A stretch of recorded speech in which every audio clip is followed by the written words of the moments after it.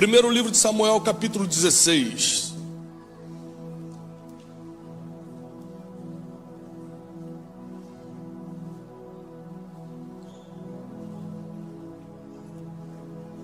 Versículo 15. É uma passagem muito conhecida, mas talvez você não tenha prestado atenção em algumas coisas que eu quero te mostrar hoje. Primeiro livro de Samuel, capítulo 16, a partir do 15, diz assim: Então os criados de Saul, quem era Saul? O rei de Israel. Não era qualquer um não, era o homem que mandava no país inteiro. Eis que agora um espírito mau da parte do Senhor te assombra. Diga, pois, nosso Senhor a seus servos que estão em tua presença, que busquem um homem que saiba tocar harpa. E será que quando o espírito mau da parte do Senhor vier sobre ti, então ele tocará com a sua mão e você ficará melhor. Então disse Saul a seus servos: Buscai-me, pois um homem que toque bem, e trazei-mo. Então respondeu um dos jovens e disse: Eis que tenho visto um filho de Jessé, o belemita, ou seja, que mora em Belém, que sabe tocar bem, é valente, tem bom ânimo para as coisas, ele é um homem de guerra, fala bem, ele é de gentil presença, se comporta bem, e o Senhor é com ele. Então Saul enviou mensageiros a Jessé dizendo: Envia-me Davi, o teu filho, aquele que cuida das ovelhas. Eu não sei se você reparou, mas esse texto aqui é uma confusão. É que a gente lê a Bíblia e não para prestar atenção em cada palavra, em cada mensagem, micromensagem que a Bíblia nos passa. Primeiro, eles falam que conhecem um garoto que toca harpa muito bem, tão bem a ponto de estar na presença de um rei. Em Provérbios diz: Vês um homem perito, especialista no que faz, ele andará com reis e não com a plebe. Então um dos maiores problemas da vida é quando você é incoerente com o seu destino.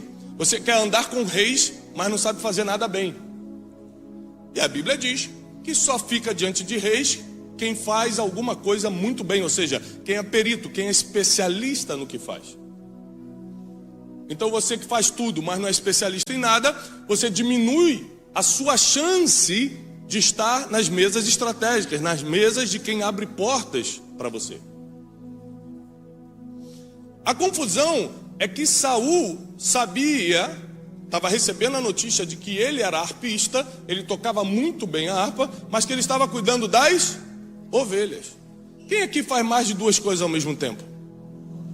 Você é obreiro na igreja, mas também é mecânico, mas também chega em casa, tem que consertar o ar-condicionado, você que dá o jeito em tudo. Ali, ó, o irmão já se entregando. Ou seja, eu tenho o meu emprego, eu vivo das minhas obras literárias, sou escritor, sou fundador e CEO de um instituto, eu sou palestrante, mas a parte do meu trabalho, do que eu uso para fazer dinheiro, eu tenho meu ministério. Então eu não estou aqui a trabalho, eu estou aqui a serviço do rei hoje. Hoje eu vim devolver o que ele me entrega: dom, talento, habilidade, saúde. Eu não estou aqui fazendo mais do que a minha obrigação. Se Deus me deu e eu não devolver, eu perco. Então, muitas pessoas fazem mais de uma coisa na vida. Davi não era diferente da gente. Ele cuidava das ovelhas do seu pai, ele vivia disso, ali era a sua manutenção, mas ele tocava harpa. Quanto tempo se leva para aprender o instrumento? Quanto tempo você levou, querido, para aprender o piano? Você lembra? 1 ano? Quem aqui toca algum instrumento? Levou mais de 1 ano. Quanto tempo você levou, pastor? 2 anos. Ou seja, se você começa a estudar hoje um instrumento, você pode levar de 1 a 2 anos para começar a tocar. Agora, para ser bom, para ser perito a ponto do presidente dos Estados Unidos te mandar tocar na Casa Branca para ele, quanto tempo você tem que estudar? Um pouco mais, né? O amado teria condição hoje? Na dúvida, já não vou te chamar de Davi. Ou seja, se hoje o presidente dos Estados Unidos precisa de alguma coisa, você sabe fazer tão bem a ponto de você ser o primeiro da lista? Porque a gente adora ler a Bíblia, mas a gente não entende todo o contexto, né? Parece que Deus fez um milagre cair do céu e Davi virou do nada um cara especial. Não foi isso não. Deus não botou o dom de tocar harpa, ele teve que fazer aula. Ele teve que aprender. Ninguém nasce sabendo tocar um instrumento. Você pode até ter uma habilidade de, eu tenho um ouvido musical. Eu tenho um ouvido musical. É uma habilidade. Mas eu tive que estudar. Eu toco instrumento, mas eu tive que estudar. Não tem jeito. Então Davi, enquanto cuidava das ovelhas, e devia ser muito chato, porque ele era o menor da casa. Então todo mundo estava no exército de Israel, todo mundo estava nos empregos importantes. E aquilo que ninguém quer fazer, ficar limpando ovelha, fica para. Imagina, gente, na época não tinha celular, que era molice. Hoje você vai, ovelhinha, fica aí, então. Naquela época tu tinha que ficar olhando para cima, as ovelhas pastando de um lado para o outro. Caramba, a minha vida passando. Só que Davi, em vez de estar reclamando da vida, estava aprendendo a fazer alguma coisa. O tempo que você gasta reclamando, murmurando, deveria estar gastando ou investindo este tempo para aprender algo que pode mudar a sua vida.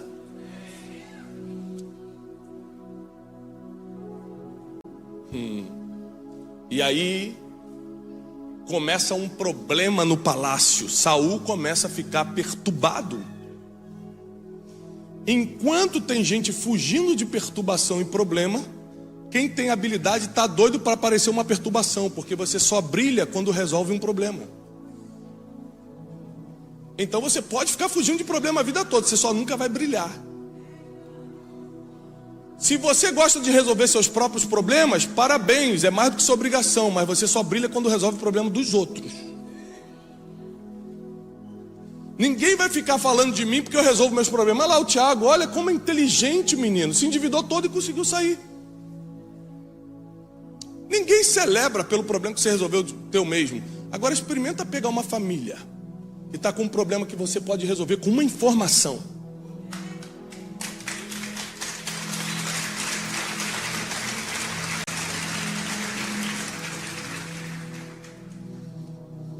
Começa um problema no palácio. O cara mais importante está perturbado. E os servos começam a propor soluções, porque ele estava perturbado a ponto de não ter nenhuma ideia do que fazer. Então os servos falam para ele: Rei, por que você não procura alguém que saiba tocar bem, para que ele toque harpa e resolva esse problema para você? Ele te acalma. O rei: boa ideia, vou seguir a sugestão de vocês. Procura alguém que faça isso. Saul não sabia quem era Davi, mas um dos servos do palácio, quando saía da sua casa e ia trabalhar todo dia, passava pelo campo e vinha um menino que, além de cuidar de ovelhas, tocava harpa. Às vezes você está abandonado num campo e acha que ninguém está te olhando. Às vezes você está num lugar fazendo algo que a seus olhos é insignificante e acha que ninguém está te vendo. Mas Deus tem seus olheiros na terra. Ele passava todo dia, nossa, menino todo arrumadinho para cuidar de ovelha. Olha como é que fala bem esse menino, porque ele dá o currículo para Davi, para Saul. Ele dá o currículo de Davi, ele fala assim: olha, toca bem, se veste bem, fala bem, é homem de guerra. Como é que ele sabia que Davi era homem de guerra? Davi, quando está diante de Saul, lá na frente de batalha, na situação de Golias, ele explica: olha, um urso já tentou pegar as ovelhas e o teu servo matou. O leão também tentou e o teu servo foi lá e matou. Deixa eu ir contra esse gigante. Ou seja, o pessoalzinho ali do bairro já sabia que Davi matava quem vinha tomar o que era dele. Então, um garoto ainda na adolescência tinha um currículo que gente de Harvard não conseguiu montar. Se vestia bem, falava bem, era de guerra, tocava a harpa bem, e Deus ainda era com o menino. Ah, não.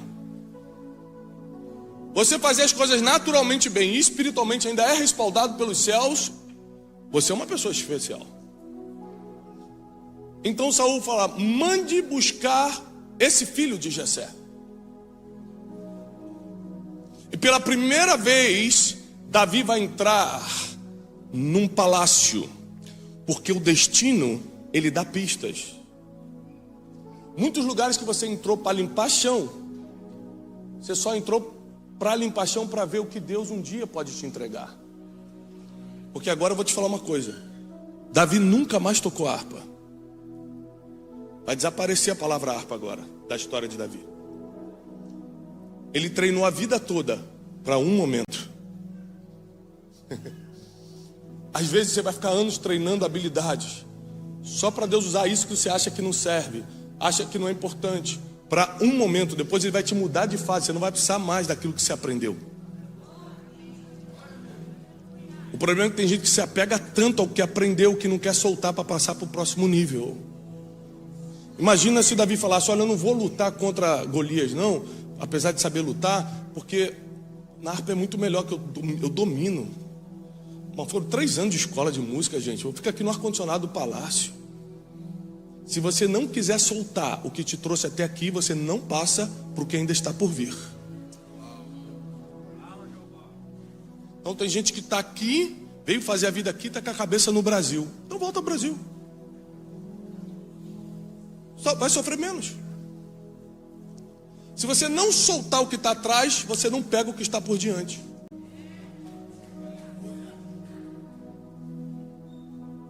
Posso bater? Não tem problema não? Ah, vou bater, já que vocês deixaram.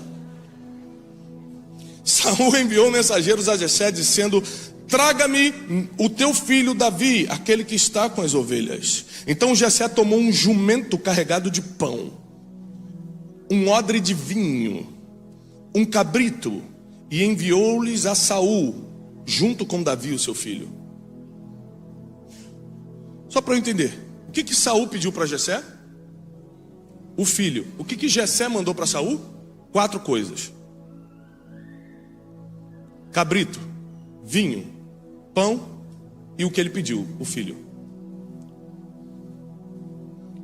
Porque todo mundo que faz mais do que é pedido abre o portal para o futuro. Se eu peço um café e você me dá um café, você perdeu a oportunidade de trazer um pãozinho de queijo junto e começar a abrir porta para o seu futuro. Porque no mínimo você olha e fala assim: que pessoa eficiente. Mas você sabia que eu também queria comer um pãozinho de queijo? Então aqui prova que Davi, apesar de ser o último, o filhinho que foi esquecido quando Samuel foi lá ungir, um dos filhos de Jessé, ele estava aprendendo com alguém. Davi, habilidades de Davi, tinha respaldo dos céus, mas tinha mentoria de Jessé. Porque quantas vezes Davi fez mais do que é pedido? Muitas vezes. Te dou um exemplo. Saul começa a ter inveja de Davi e fala assim: eu vou matar esse garoto. A primeira vez que ele pensa em matar Davi, ele ainda está na beira da ética. Porque depois ele tenta jogar lança, tenta matar descaradamente. Mas na beira da ética ele falou: não vou matá-lo pelas minhas mãos, vai cair pela mão dos filisteus. Aí ele cria uma armadilha, ele fala: Davi, você não quer casar com a minha filha não? Que aí você fica de vez no palácio. Davi: quero. Então faz o seguinte: como você, tadinho, é pobre, não tem como pagar o dote. Ele foi na pobreza de Davi, ele foi na exploração. Você não tem como pagar, né? Ele falou: não tenho, você sabe que eu não tenho. Então faz o seguinte: entra no acampamento do inimigo, entra lá nos filisteus, mata 100 homens, arranca o prepúcio e traz para mim. Todo mundo sabe o que é o prepúcio? Não, a gente demonstra. Bruno, vem cá, vamos. Não, vai precisar cortar não. Você imagina que, só para você entender a dificuldade, você tem que matar 100 homens, baixar a calça dos caras que você matou, arrancar a pele do membro, botar num saquinho, e sem luvinha, na época não tinha luvinha não, tá? E levar. É difícil ou não? É matar já é difícil. Imagina você ter o sangue frio de deitar todo mundo, tirar a armadura e fazer o serviço. Difícil. Davi entra e mata 200. Ele mata 200, arranca 200 prepúcios e traz. O que era uma armadilha para ele virou a promoção dele em Israel. O que botaram de armadilha na tua vida vai virar a tua promoção onde você está. O Senhor era com ele. Deixa eu te falar uma coisa. Nunca tente brigar com quem Deus já está usando. Você vai perder. Ah, mas eu não gosto dele. Mas Deus gosta. Eu não me levanto contra autoridade nenhuma. Primeiro, porque está na Bíblia. Eu não vou descumprir a Bíblia porque eu estou chateado. E segundo, porque eu nunca vi alguém lutar contra alguém que Deus está usando e prevalecer. Porque não se luta contra Deus.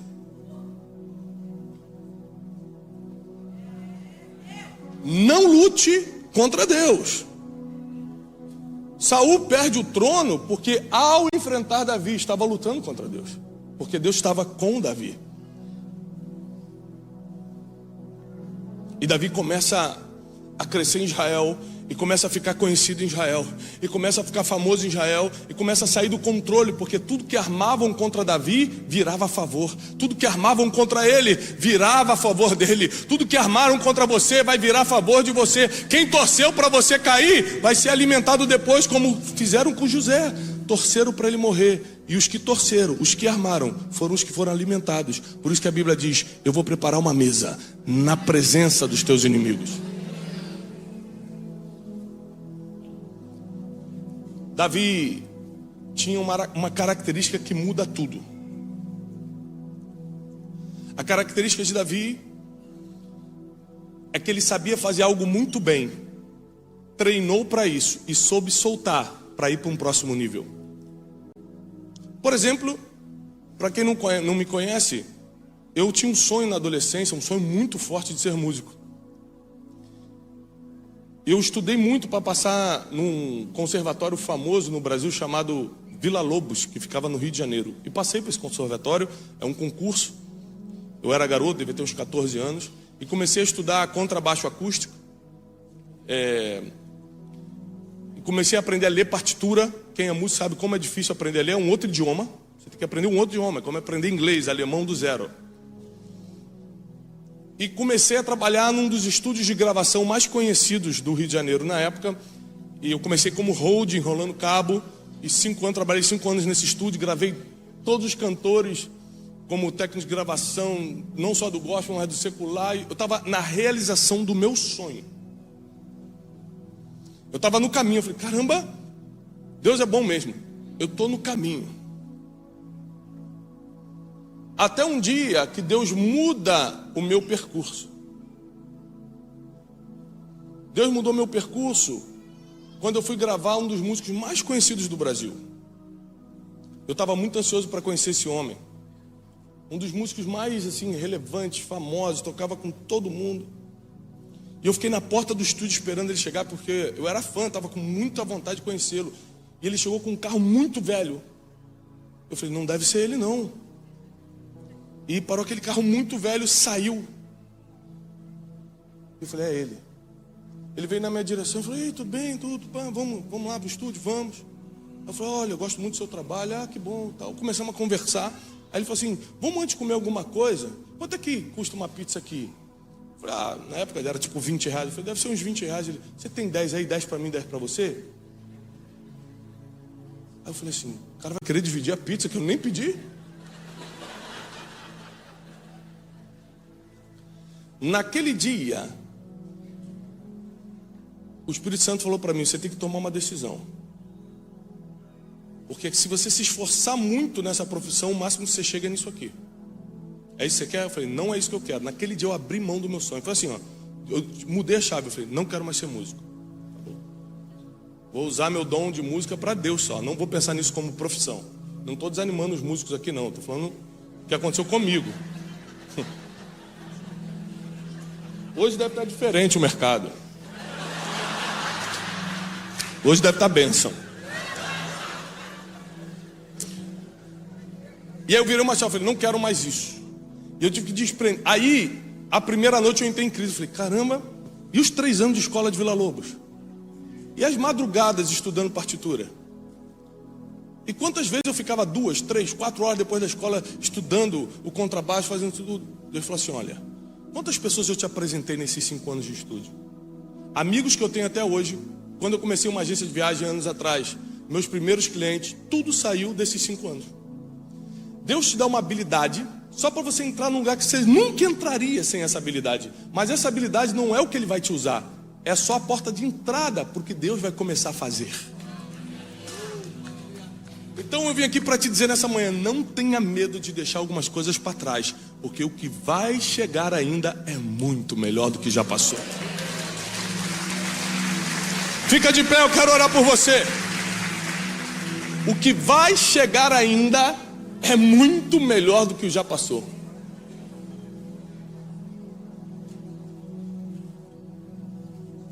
Nós poderíamos ficar hoje o dia inteiro estudando sobre Davi. Eu acho que não existe um personagem mais estudável e complexo do que Davi, mais emblemático. Davi nos ensina a todo tempo. Mas uma coisa que eu quero que você grave nessa manhã é que Davi soube largar uma habilidade para começar um novo tempo. Eu tenho um piano em casa, eu tenho um violão, de vez em quando eu vou lá, pego meu violão, pego meu piano e mato essa vontade de ser músico que eu tinha quando eu era criança. Mas eu entendi que isso não era para ser o meu norte, era para ser só uma habilidade. Tem coisas que você acha que vai ser a tua vida, mas vai ser só mais uma coisa. O que vai te dar um norte ainda está chegando. O que vai te direcionar ainda está vindo, e vai vir na sua direção. Então não pensa que está mal ainda, porque a tua história não acabou. Todo o processo é difícil, o que você está atravessando é o processo. Mas quando um problema surgir e mandarem chamar você, aqui começa o levante de Deus na sua vida. As maiores e melhores coisas que aconteceram na minha história foi porque alguém teve um grande problema e mandou me chamar.